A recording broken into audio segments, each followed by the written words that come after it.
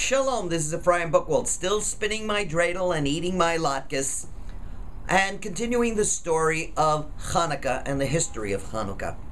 As we mentioned, in the year 199, the Seleucid Greeks, that's the Syrian Greeks, took over domain of the area of Judea where the Jews lived.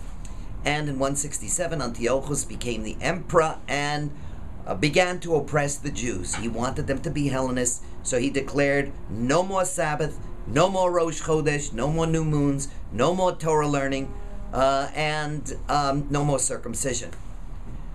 The rebellion began when Mattathias and his sons killed a Hellenistic Jew who had offered up a pagan sacrifice.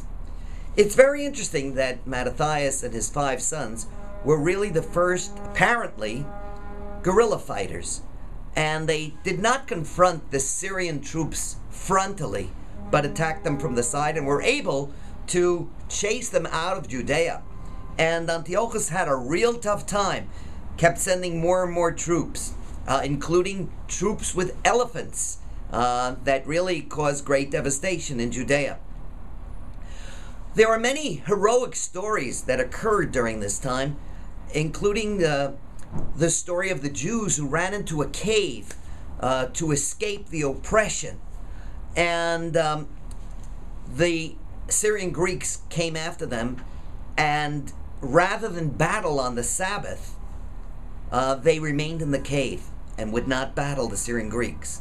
Syrian Greeks placed fire at the mouth of the cave, and 1,000 people perished.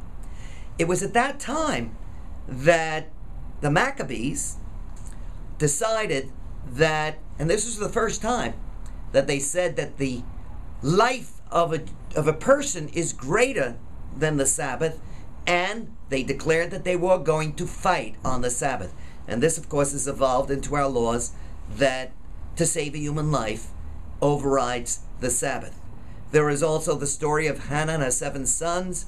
They were each asked to bow down to Antiochus, and they refused, and each one was killed until the last little child came, and Antiochus said, "I'll just throw my ring down, just have the child pick it up," and he refused. Hannah then committed suicide.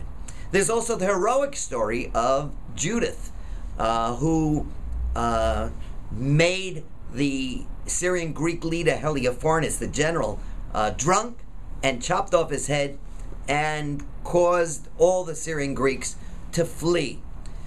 Of course, the stories of the heroic 5 sons of Mattathias are well known, with Judah, who was the leader, Jonathan, who eventually became the king, and the other sons who also fought heroically. Mattathias apparently died 1 year after the rebellion. What's very interesting and intriguing is that although the sons of Mattathias were priests, they took over the kingdom when finally the Syrian Greeks were chased out of the land.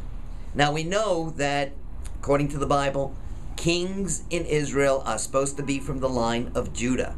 Nevertheless, the tribe of Levi, the sons of Mattathias, took over the kingship.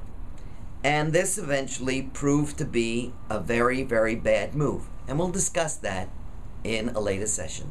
Happy Chanukah.